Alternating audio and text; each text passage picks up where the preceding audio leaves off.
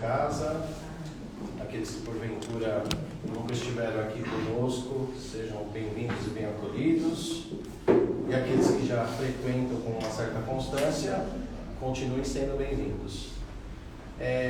Antes de darmos início às nossas reflexões, eu vou passar 2 recados, acho que a maioria que frequenta já sabe. Primeiro, em relação às atividades de sábado. Sábado nós temos as atividades que nós chamamos de evangelização infantil. Qual é o intuito dessa atividade?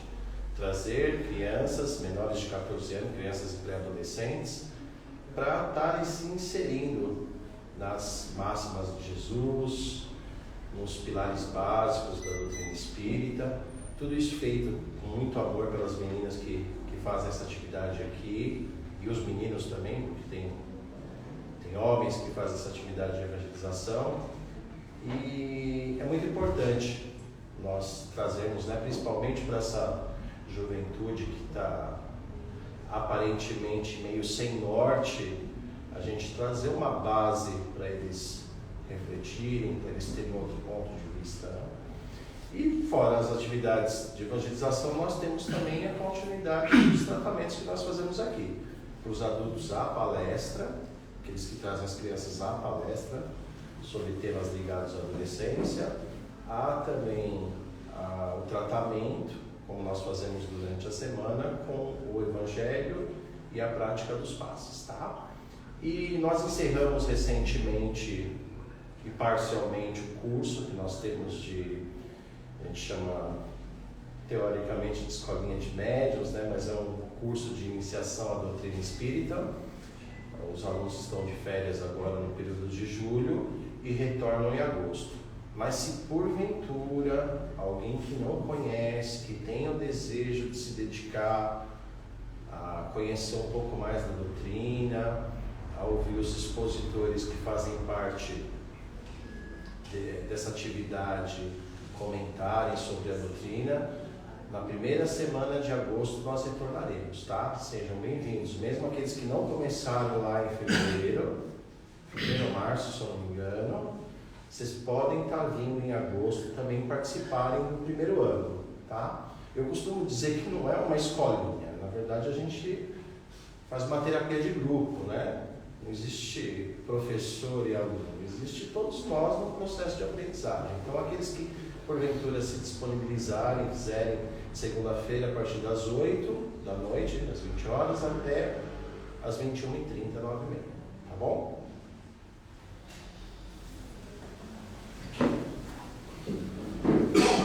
Vamos então nesse momento acalmar os nossos pensamentos, acalmar o nosso coração, buscar livrar-nos de todos os problemas externos, reunirmos as nossas mentes aqui nesta casa, na presença dos nossos amigos espirituais, nossos mentores,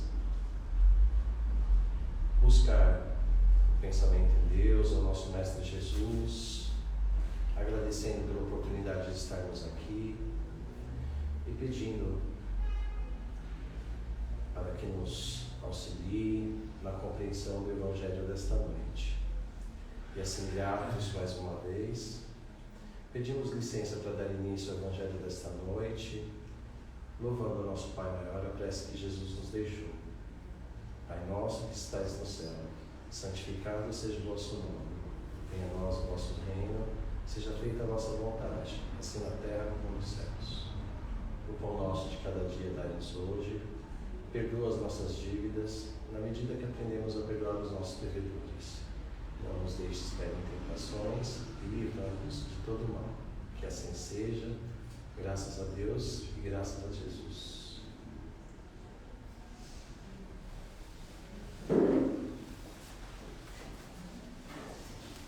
Muito bem. Hoje nós vamos fazer uma reflexão no capítulo 18.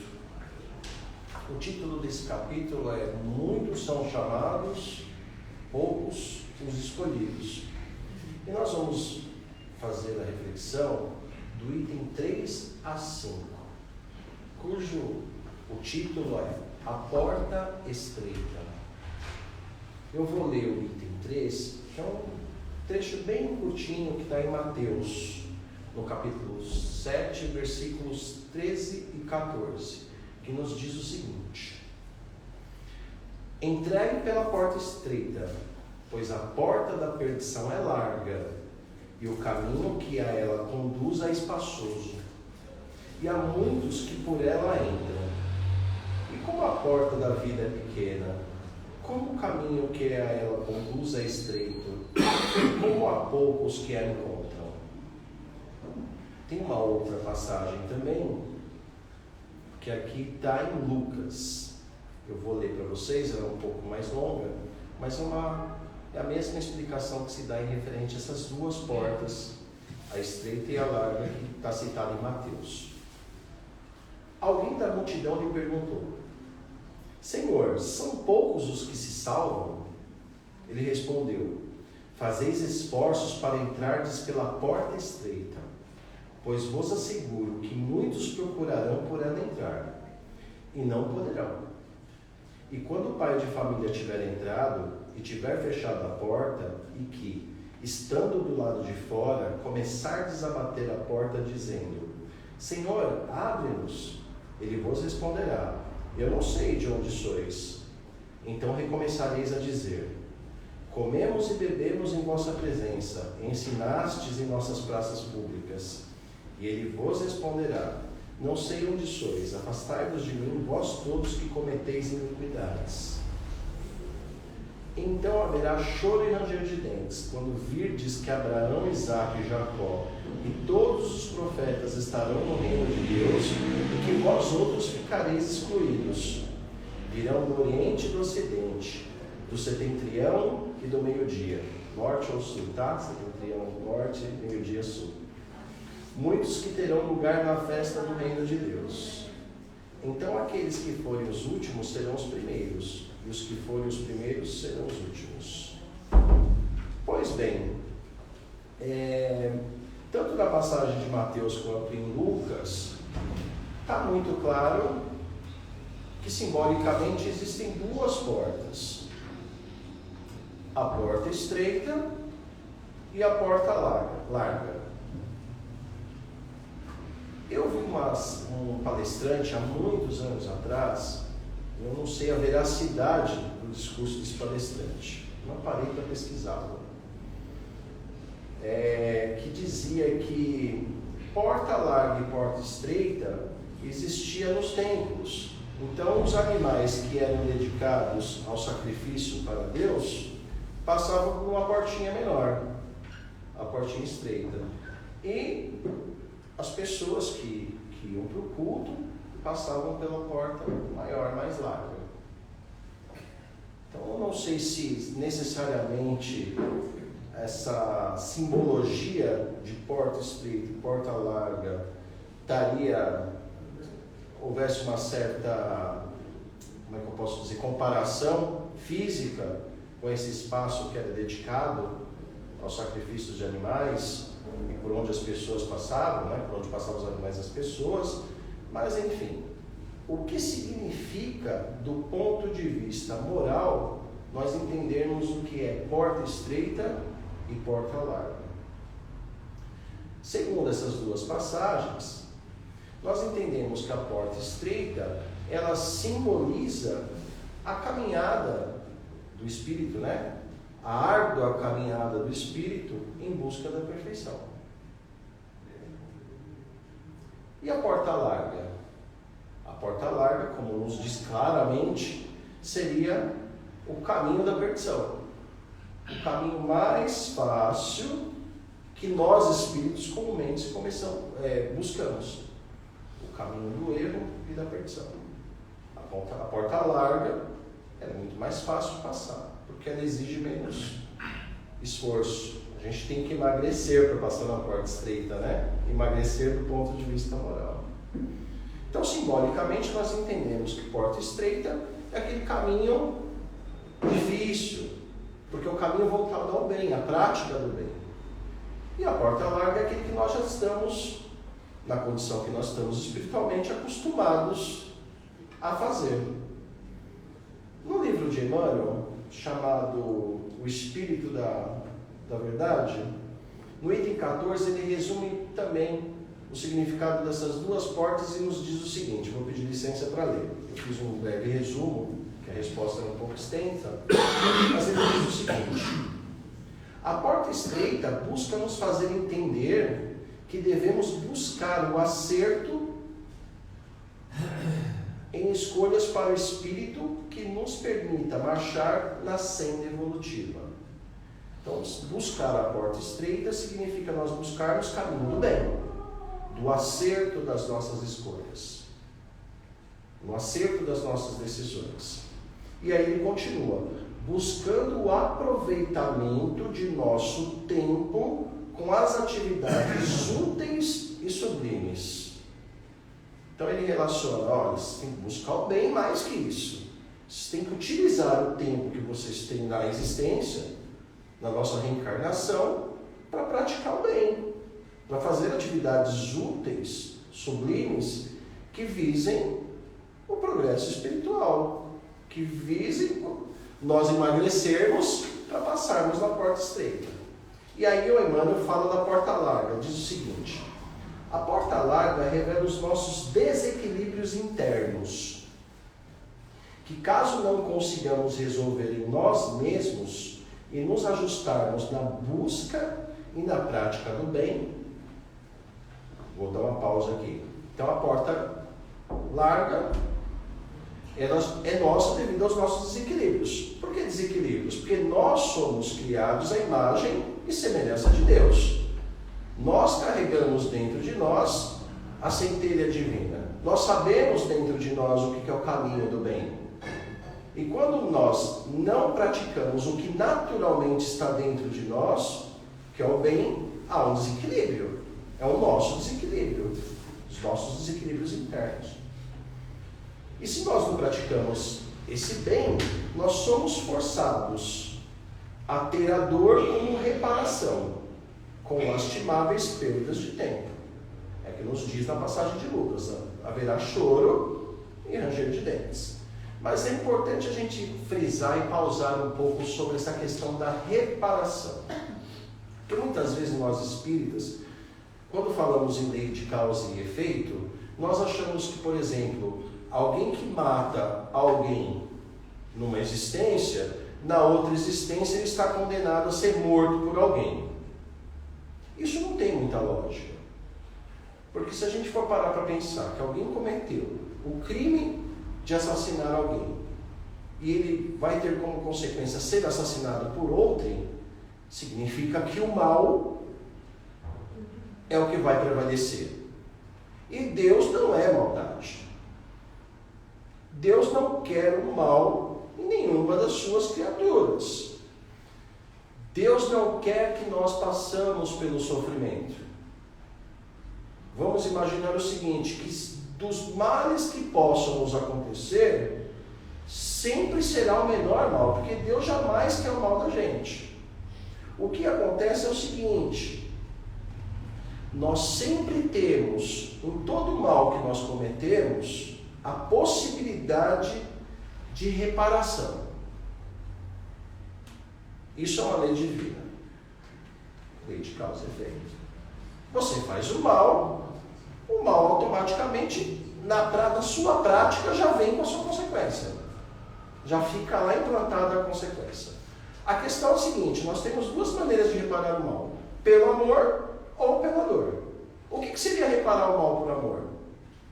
Seria eu aprender a perdoar, e seria eu fazer o bem para aquela pessoa que eu causei o mal.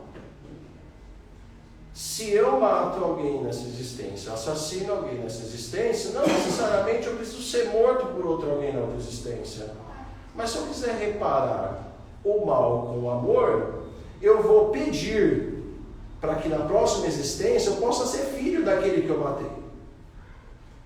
Para que eu possa dedicar a minha existência como filho dele e buscar fazer o melhor para o bem-estar daquela pessoa que um dia eu tirei a vida. Isso é reparar por amor. Agora, existe outro tipo de reparação. A reparação pela dor. O que acontece na reparação pela dor? Acontece quando nós não reconhecemos o mal que nós fazemos e nós não se arrependemos desse mal. Então, por exemplo, eu faço mal para alguém, matei alguém, daí que eu matei alguém. Deus não existe mesmo, a vida acaba amanhã, todo mundo vai virar pó. Então você não se arrepende. Eu mato e mato de novo, se puder eu mato 500. A gente escuta aí na TV várias situações, né? Matei mesmo, se deixar mato de novo, e se nascer de novo, mato de novo. Então isso é falta de arrependimento e de reconhecimento de que você está fazendo mal. E aí, obviamente, que você vai ter a consequência disso. Qual vai ser a consequência disso? A dor. Mas ele vai morrer na outra existência? Não, ele pode sofrer. E aí vai ficar, poxa, como Deus é injusto comigo. Então nós temos duas formas de reparar o mal que nós fazemos. Pelo amor ou pela dor. É importante entender isso. Porque nós, como espíritas, temos que ter claro de que Deus não pune ninguém. Não há punição nas leis divinas. Mas também não há nenhum privilégio. Tudo são consequências de nossas escolhas, de nossas ações. Entrar na porta estreita, por exemplo, no caminho do bem, nada mais é que você buscar uma conquista.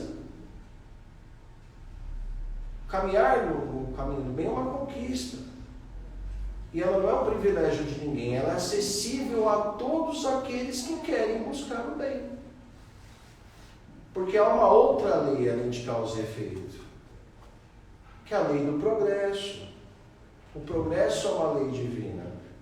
No dicionário divino não existe a palavra privilégio. Tudo provém de nossas escolhas.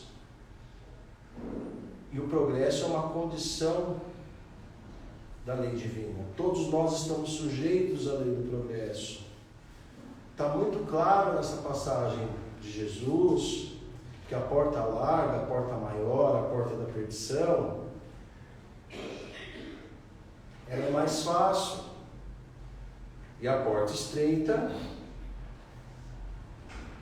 é mais difícil. Por quê? Porque a porta estreita é uma decisão, é uma busca constante. Vou retomar o Evangelho segundo o Espiritismo.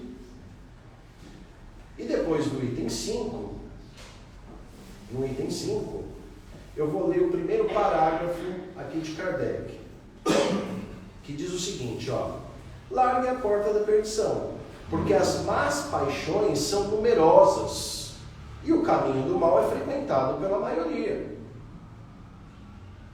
Existe mais coisas no mundo incentivando-nos a fazer o mal do que a fazer o bem. Por isso que ele diz aqui que são numerosas e é frequentado pela maioria.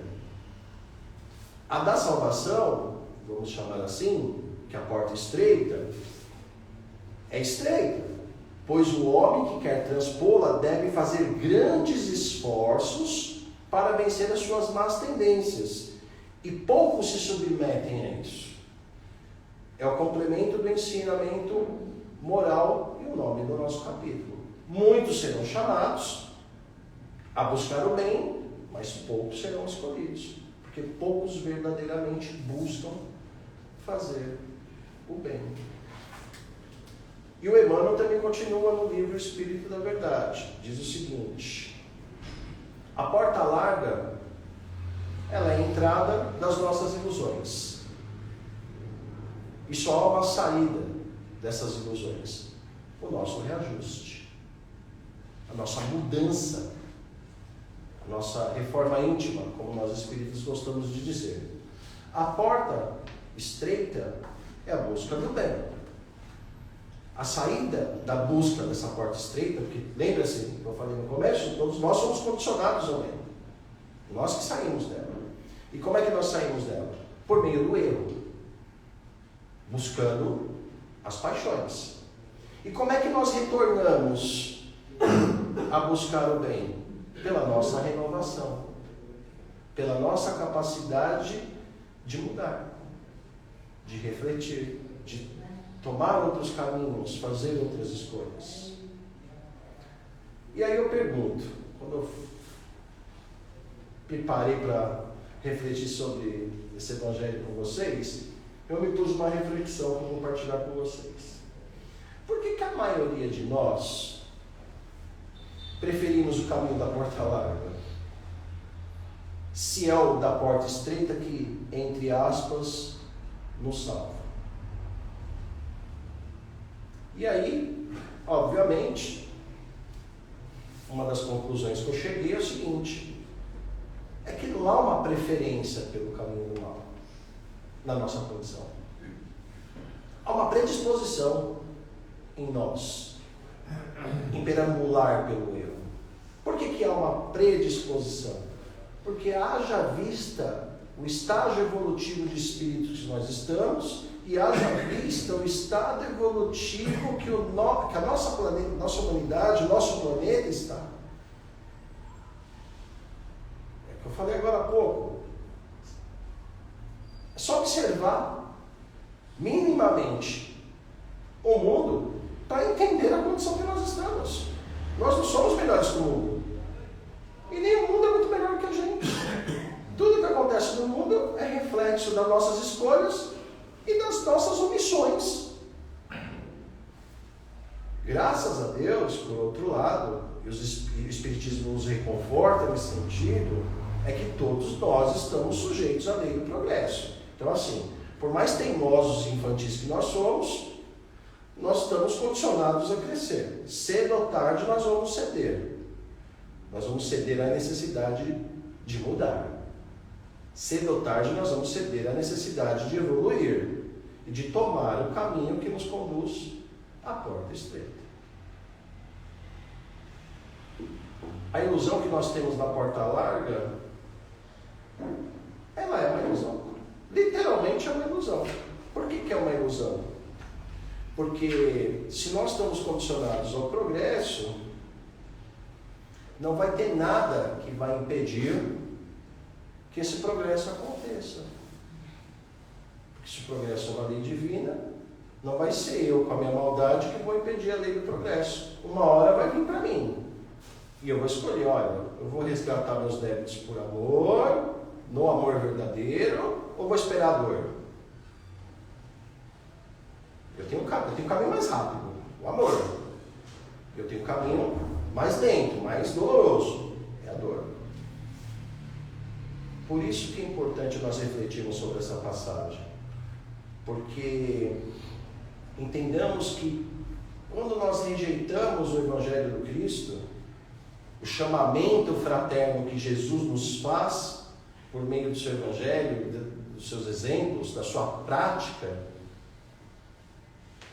nós automaticamente sabemos, na prática também, temos dor como consequência. Nós temos a perda de tempo como consequência. Quanto tempo nós perdemos com coisas fúteis? Não estou dizendo que estar aqui agora refletindo sobre isso nos traga algum mérito. Eu, pelo menos, não vejo como mérito. Eu vejo como necessidade.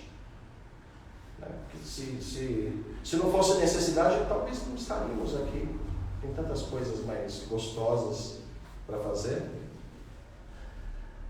Mas por que nós estamos aqui? Porque nós, de alguma forma, dentro do íntimo de cada um, trazemos conosco essa necessidade de vivenciarmos as experiências, de refletir o Evangelho aqui, de criarmos uma explicação para as coisas, de autopromover uma modificabilidade nas nossas ações.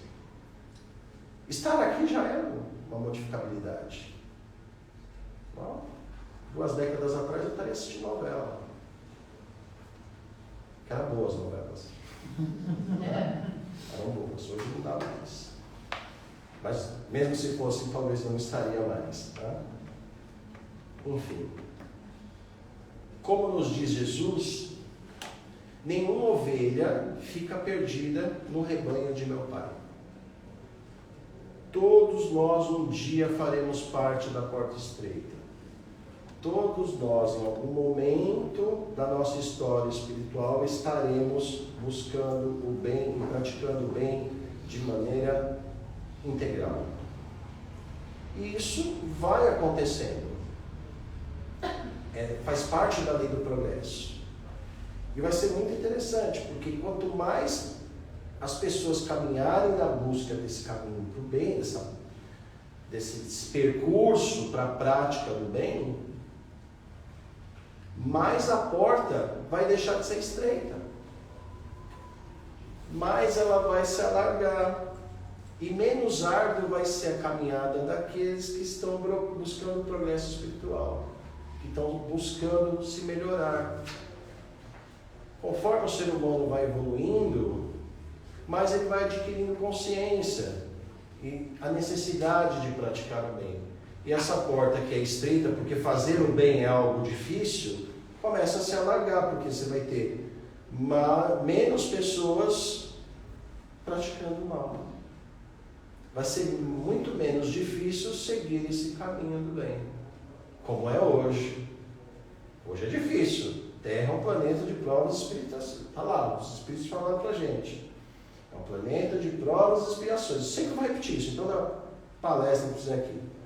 É um planeta de provas e expiações, onde o mal, está muito claro lá, onde o mal prevalece sobre o bem. Então não tenhamos ilusões. Aqui é provas e expiações, onde o mal prevalece sobre o bem. O mal vence. A maioria das pessoas são más. Está muito claro, os Espíritos não enganaram ninguém. Não fizeram nenhum texto de autoajuda. Não tiveram um coaching para falar coisas bonitinhas. Está muito claro. Terra é um planeta de provas e expiações onde o mal prevalece sobre o bem. Se você vê o contrário, você está enganado. Eu não disse isso. O ignorante aqui sou eu, tá? Os Espíritos foram bonzinhos. O espírito de porco aqui sou eu. Então está muito claro que fazer o bem no planeta que nós vivemos custa caro. Não digo financeiramente falando, digo moralmente falando. Porque o mal ataca quem está no bem. Não preciso nem entrar em detalhes. Busca fazer o bem. Não espere flores, espere porrada. Começa a mudar um pouquinho a sua rotina. Fala para os seus amigos que você não vai mais querer ir no bar todo final de semana. Vai lá na sua família, fala que você está vindo no centro espírita todo dia. Sabe o que muitos vão falar para vocês? Espero estar errado, tá? Como eu falei, o espírito de porco aqui sou eu. Credo! Você está ficando fanático, é? Mas se estivesse no bar, ninguém ia reclamar. Se estivesse na maldade, ninguém ia reparar. Agora busca o bem. Faça o teste. Se vocês já vivenciam isso de alguma forma, ou já tiveram alguma experiência, que eu acredito que já. E olha que importante a nossa doutrina.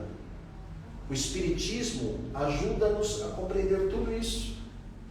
Ele ajuda a gente a compreender e a resgatar as premissas de Jesus. E duas delas são importantes para explicar a questão da porta estreita e da porta larga. A da reencarnação e a da pluralidade dos mundos. Olha que bom! Eu vou ter a oportunidade de renascer e começar tudo de novo. É o que o Chico falava, todo dia uma oportunidade. Todo dia a gente reencarna. O Chico falava isso. Todo dia uma oportunidade da gente começar de novo. E quando acabar a existência física, a gente vai continuar na espiritualidade começando. Depois, quando acabar nosso estágio lá, a gente vai voltar para cá ou para qualquer outro planeta. Olha que interessante. Para mim poder buscar o caminho da porta estreita. Para mim poder buscar o caminho espiritual. Então nós temos essa bênção que foi apagada de propósito. Hoje eu estou com o espírito de porco mesmo. De propósito, mas eu não vou entrar em detalhe, e que alivia tanto o coração da gente, que é a reencarnação, em que o ser humano pode melhorar, tentar de novo, e melhorar o planeta que está. Hoje eu estava escutando, só partilhar uma experiência rápida com vocês, eu estava escutando um menino, 15, 16 anos, né? A gente já está no Zen, é menino. A culpa de vocês, a geração de vocês, que é uma geração que deixou o mundo desse jeito, alienada, que está destruindo a natureza, que está poluindo o ar, que está transformando todo mundo em seres materialistas, egoístas. O menino estava na discussão política teórica, eu falei, nossa, interessante. Aí eu pergunto, a culpa é minha? A culpa é nossa, porque ele reencarnou, mas ele já viveu aqui também. O mundo que nós temos hoje é resultado do mundo que nós criamos. Nessa vida ou na vida passada. Ou na retrasada, se nós estivermos aqui. E o mundo vai ser melhor de acordo com o que a gente fizer agora. Nós vamos escolher o que plantamos agora. Não adianta falar, né? Porque às vezes o espírita ele gosta de se enganar. O mundo está assim, mas deixa eu fingir que eu sou bonzinho mesmo, não vou fazer nada para mudar. Aí ele desencarna, daqui a 100, 150 anos, volta. Nossa, o mundo estava... Você que deixou assim, você não fez nada na vida anterior para mudar. Você não plantou nada, você quer colher o quê quando você voltar? Entende? Mas haverá com certeza um dia que o nosso planeta, seguindo essa premissa do progresso da reencarnação, só vai ter lugar para aqueles que buscarem o caminho do bem. Agora eu estou sendo radical, né? Nossa, só vai ter no planeta Terra um lugar para quem buscar o caminho do bem? Sim. Isso se chama mundo de regeneração. Está muito na moda a gente falar, o mundo de regeneração. Existem 20 livros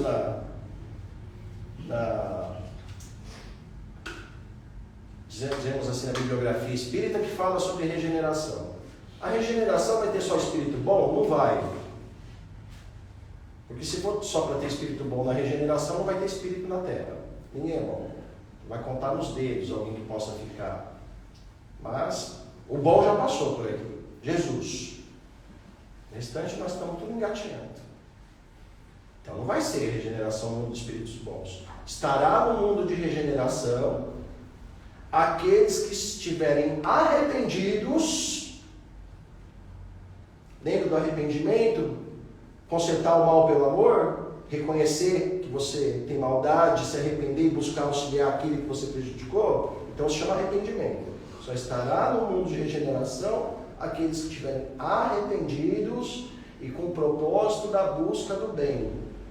Mano, você está sendo muito elitista. Você não está amando o próximo. E aqueles que são ruins? Vão para o lugar deles. Olha que prova de amor que Deus nos dá. Ele dá a oportunidade de ir para outro mundo, começar tudo de novo e buscar aprender a ser bom. Isso é exclusão ou é benevolência?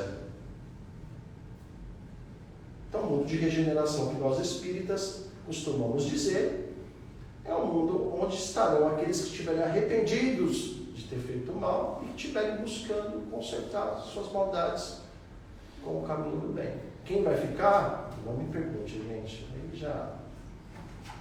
Aí já é uma outra história. Ninguém sabe. Ninguém sabe. E para finalizar, eu vou, pelo horário, né? Eu vou trazer para vocês uma reflexão de uma frase que eu li recentemente do Chico Xavier. Para mim está mais com um poema do que uma frase. E que fique essa reflexão também para vocês. Ela diz o seguinte: por maior que seja a prova, não te afaste de Deus. Pode a estrada ser fria, no entanto Deus te aquece. Sentes que há sombra em torno, Deus, porém, te ilumina. Se te notas sem força, eis que Deus te sustenta. Nos piores conflitos, Deus te faz descanso. Não desista do bem, Deus nunca faltará. E fiquemos aí com a reflexão do Chico. Boa noite a todos, que Deus abençoe todos nós. Boa noite, obrigado.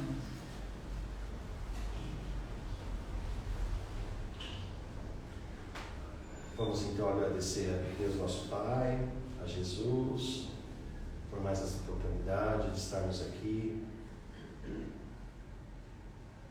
Agradecer por mais um dia de vida. Agradecer por essas reflexões. Que possamos refletir não apenas em nossas mentes, mas em nosso coração, buscando modificar as nossas práticas, os nossos pensamentos, as nossas ações, pedindo ao nosso Pai maior força para suportarmos nossas provas,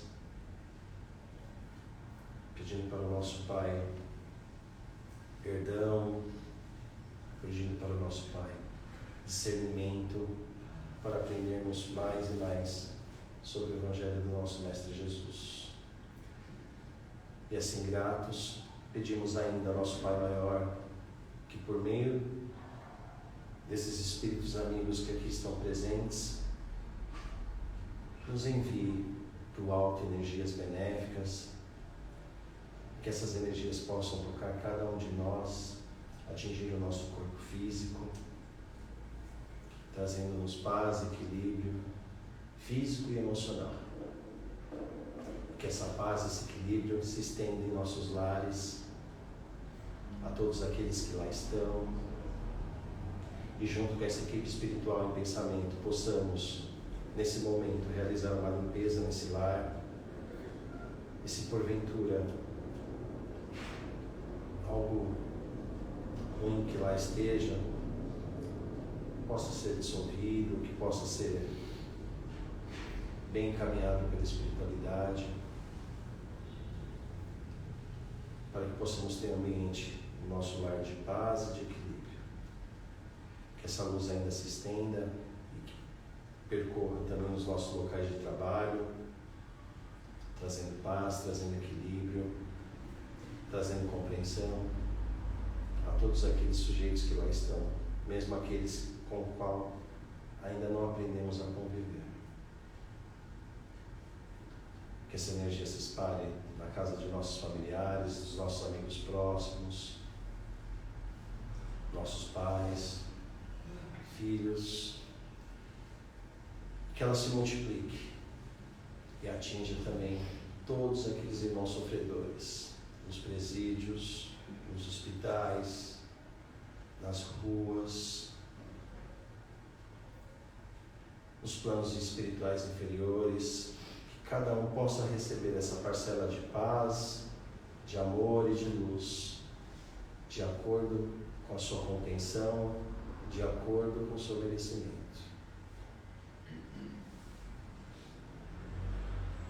E agora, nesse momento, retornamos os nossos pensamentos nesta sala, juntamente com os nossos amigos espirituais, nossos benfeitores, e unidos num só pensamento e sentimento, elevando a Deus, nosso Pai, e mentalizando a imagem do nosso Mestre Jesus, agradecemos a oportunidade, mais uma vez, de estarmos aqui hoje.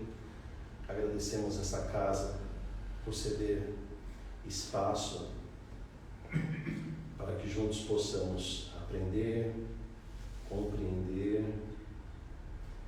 auxiliar e nos auxiliar. E agradecidos, pedimos licença para ensinar o Evangelho desta noite, louvando a prece de Jesus, dizendo mais uma vez: Pai nosso que estais no céu, santificado seja o vosso nome. Venha a nós o vosso reino. Seja feita a vossa vontade, assim na terra como nos céus. O pão nosso de cada dia dá-nos hoje.